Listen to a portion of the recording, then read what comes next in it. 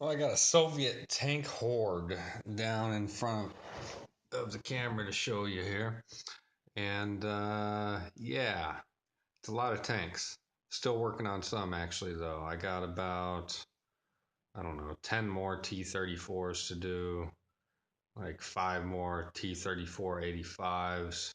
And I have 5 more KV-1s to do. And I think that will about wrap it up for the medium and heavy armor. However, I haven't even purchased or started on my Soviet light armor, which I will eventually do. BT 5s, BT 7s, light armor such as those. I haven't even done any infantry yet either, except for what I'm going to show you here. I got 4 Russian soldiers manning a ZIS-3 anti-tank gun, and that's it. I haven't even done infantry yet. But the good thing is I can still play games like What a Tanker, or I could have a bolt-action tank battle like Kursk, stuff like that. But anyway, I know probably this camera's cropping some of it out, so you can't see all the tanks down there. But let's go ahead and zoom in and take a look at some of this armor I got here. So starting here, I got some T-34s, some regular T-34s. And you can see I've weathered them, put a little bit of rust on certain spots and made them really muddy. So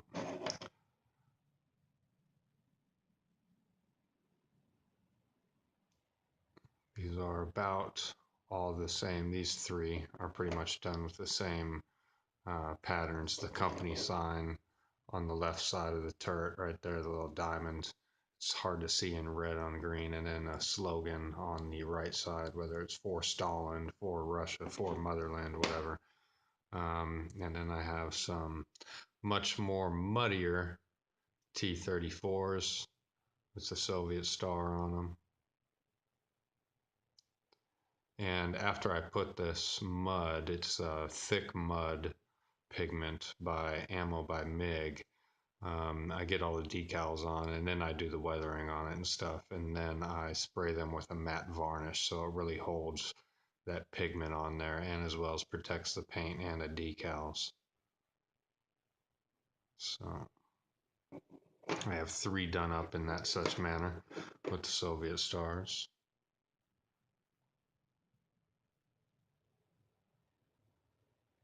So I won't show you all of them like that. Shoot, I got cat hair.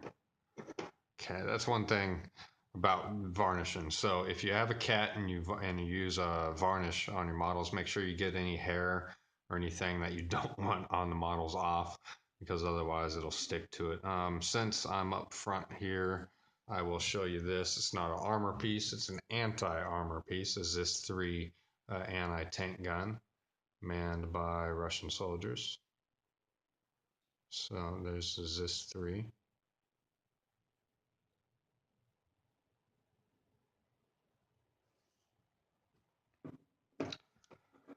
And then I have, speaking of anti-tank, I have an SU-100.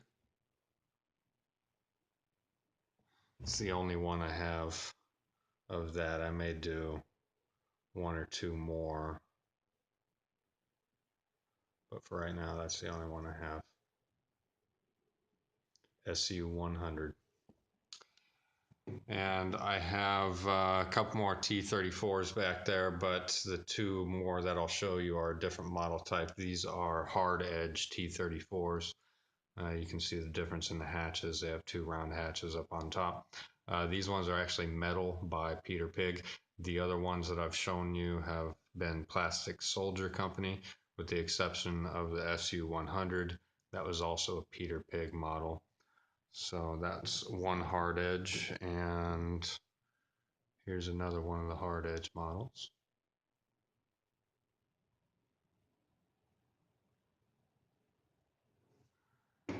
And then the big boys, the big medium boys at least, T-34 85s. I have 2 of these guys painted up so far. And all of these armor, just like all the armor that I do, have the turrets that can rotate or be pulled off easily.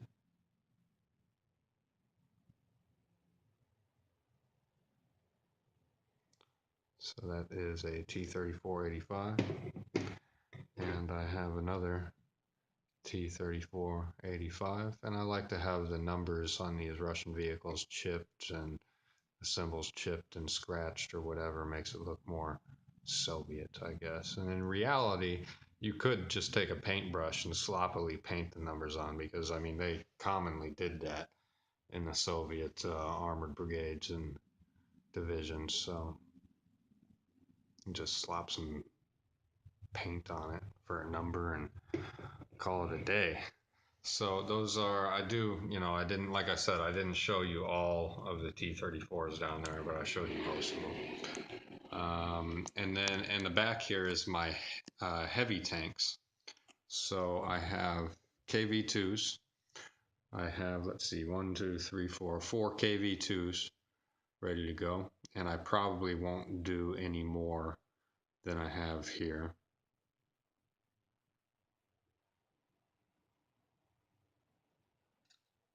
Let's see if I can get that. There we go. There's some focus for you.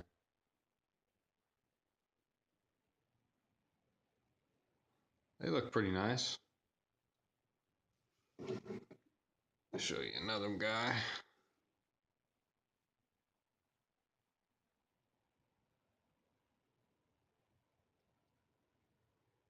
Sometimes the way the light reflects off those transfers, you can see the transfer sheet basically, or not transfer sheet, but you can see it right there. You can just see the way the light catches it. When you're gaming and stuff, I'm not playing directly in the sunlight, so you never really notice it. But sometimes when I want the good light to film, these painting projects and stuff like that, the way the sunlight hits it, you'll be able to see the decal transfer on there. But for the most part, like I said, when you're gaming, it's completely invisible. You can't see that glossy glare whatsoever. So those are the KV2s. Like I said, I do have two more of the KV2s.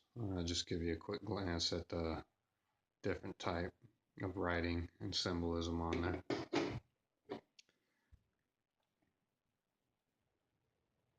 So yeah, KV2s. And I have 5 KV1s done at this point. I do have 5 more to do. Little, okay, it sticks on there pretty good. It's a piece of the mud weathering, I think. A stick kind of stuck. Looks okay. It doesn't look bad. But yeah, so here is a KV1 heavy tank. And I'm interested to use these, a few of them, because obviously the Germans had the advantage with the Panthers and the Tigers versus the T-34s and stuff. But early war, early Barbarossa, stuff like that, the Germans were shocked at the quality of the Soviet tanks. They were rolling up in the T-26s, T-28s, and their Panzer threes. They were running into KV1s and KV2s, and these things were deadly versus the early German armor that were going up against them. So the Germans were very shocked when they ran into these KV1s. And also the early T-34s. They had absolutely no intelligence on the T-34 at the time. And like I said, it was a pretty big shock for the Germans. These, once again, are the KV-1 tanks. They look pretty good. And once again, just like any other armor, turret easily rotates, comes off, whatever you want to do with it.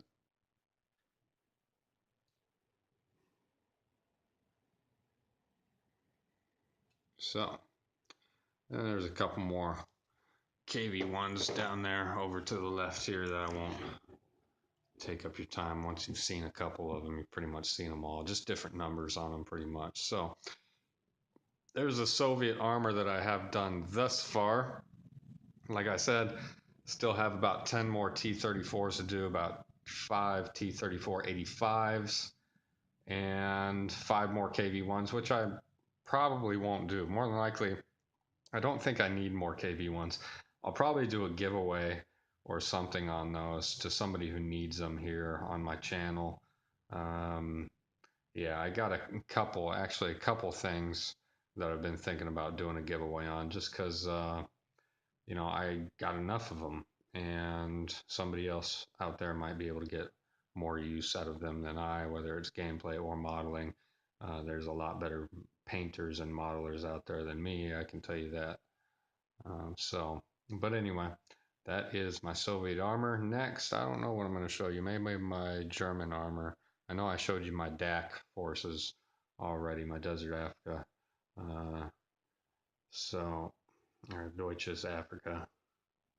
Um, but yeah, that's it, guys. Tell me what you think. If I did something wrong or whatever, I don't care, man. Let me know what you think. So anyway, guys, till the next video coming up, probably in about 15 minutes. Take it easy.